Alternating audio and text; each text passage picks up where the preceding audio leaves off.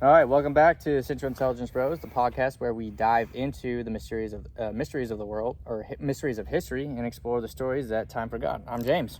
And I'm Wesley. Today we are venturing into the icy depths of Antarctica to uncover the tale of the Antarctic Snow Cruiser, a massive exploration vehicle that has been lost for decades. That's right. The colossal machine was designed for ambitious Antarctic exploration, but ended up abandoned in one of the harshest environments on Earth. It's a story of ambition, innovation, and ultimately a haunting mystery. And isn't it fascinating to think that the vehicle has been missing since 1958? So how did this happen? Let's rewind to the late 1930s, a time when the world was captivated by polar exploration. That sounds good to me. The United States Antarctic Service expedition was gearing up for a significant journey into the frozen unknown. There was a real desire to push the boundaries of scientific discovery in Antarctica, especially with World War II looming. That's where Thomas Poulter comes in. He wasn't just an engineer, he was an adventurer with a personal stake in the success of this mission. After nearly dying during a previous expedition, he became convinced that having a mobile base would make all the difference. All right, so here we're going to break. So in the 1930s, you have to understand, they weren't quite equipped for these types of harsh expeditions. They were only building machines in order to, in prediction or using test statistics, whatever. Well, even today's time, we still don't have anything capable. Exactly. Like, so there's no vehicles in Antarctica. You have to think, even though Thomas Poulter was near death, had his near-death experience, we don't have that much information, doesn't matter. Right now we're delving into how ingenious these individuals were, and we're going to move on. So the United States, that's where, okay, so Poulter's vision was clear. He wanted to create a vehicle that could withstand the brutal conditions of Antarctica while providing shelter and support for scientists conducting their research. So in the mid-1930s, he pitched his idea to the Research Foundation of the Armour Institute of Technology in Chicago. They were intrigued and agreed to fund the project, which was a big deal at the time. It took 2 years of hard work, but in August 1939, construction began. The Snow Cruiser was built at the Pullman Company in Chicago, a name synonymous with high-quality manufacturing. And the result was truly impressive. This vehicle measured 56 feet long and had a 20-foot wheelbase, which is almost the length of a city bus. It was powered by 2 Cummins diesel engines, giving it a total of 300 horsepower. You're looking at a wheelbase bigger than fucking a city bus. Like, come on now. Oops, sorry, my language, ladies and gentlemen. It's remarkable how advanced it was for this time. The Snow Cruiser featured a diesel electric drivetrain, which was quite innovative, and it was designed to reach speeds of up to 30 miles per hour. But let's talk about its design features. With 4-wheel steering and a unique suspension system, it could theoretically navigate the treacherous Antarctic landscapes, including crevasses and rough ice.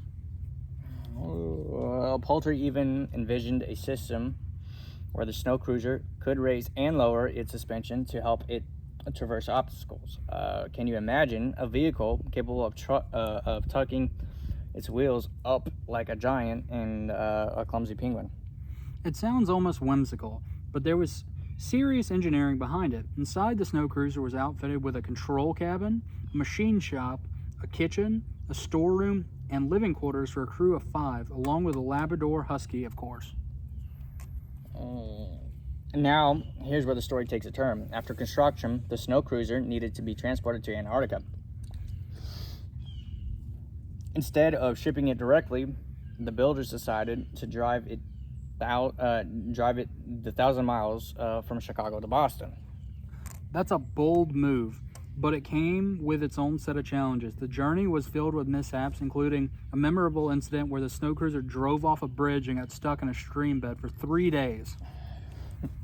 3 days. How crazy is that? Imagine the engineers' faces during that debacle. After reaching Boston, the Snow Cruiser was finally loaded onto the North Star and shipped to South Antarctica. It arrived on January 12, 1940, but things didn't go as planned. The ramp built for it to drive off the ship collapsed under its weight. Talk about bad luck. Bad luck indeed.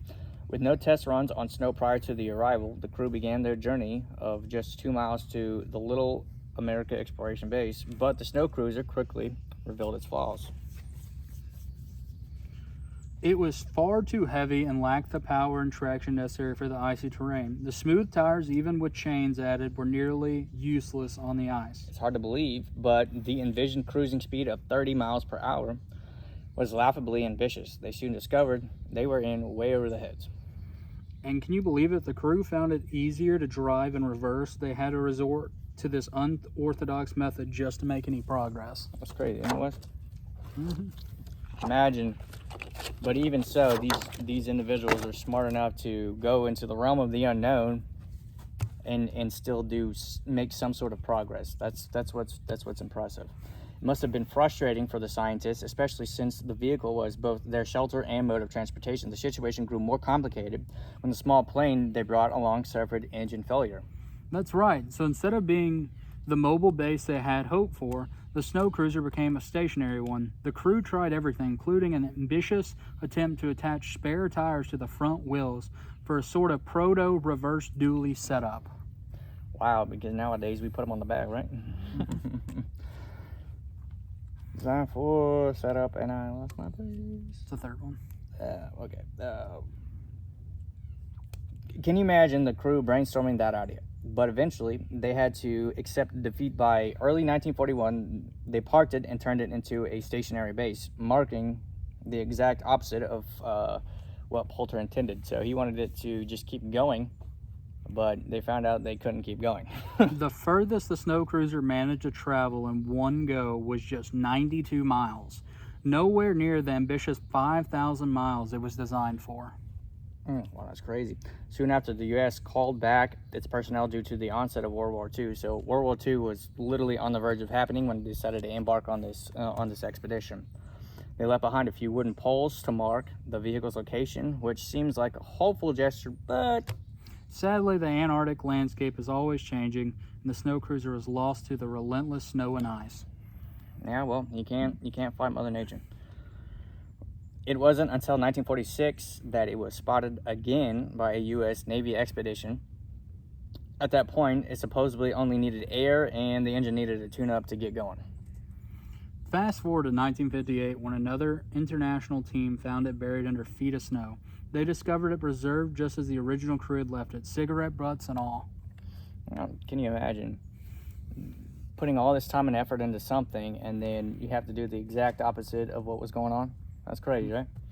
It must have been surreal to see. They decided to leave it there after putting all this effort into making it, knowing it wouldn't be going anywhere soon. And since that last sighting, no one knows if it's still entombed on the landbound side or lost at sea after a large chunk of the Ross ice shelf broke off. So now, The Ross ice shelf. Yeah, Ross ice shelf.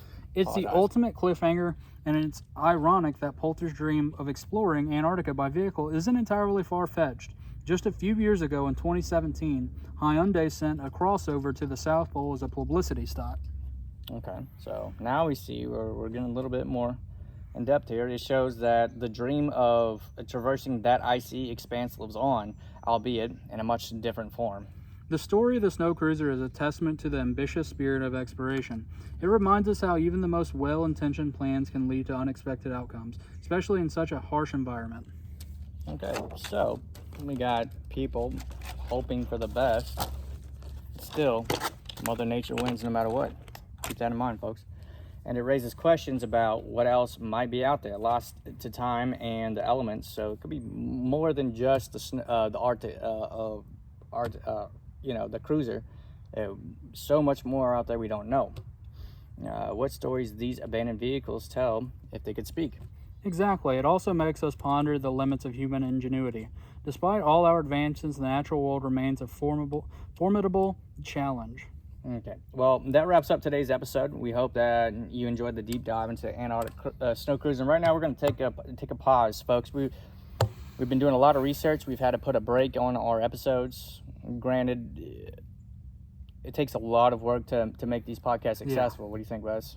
Yeah, it's a lot of work. We've been busting our butts trying to get it all out there. We decided to do scripts now just to make stuff a little shorter so we don't go crazy off topic. Don't make fun of us. Just kidding. And so that's kind of really all we got to say about it. Like, sorry but we got a few episodes coming out here. Good stuff. We got some cryptics. We got a little bit of history coming. And we got a conspiracy coming. A really good conspiracy, yeah. With that, let's join us next time as we dive into another lost legend and explore the fascinating stories that history has left behind. Until then, y'all, we need you to stay curious, keep exploring.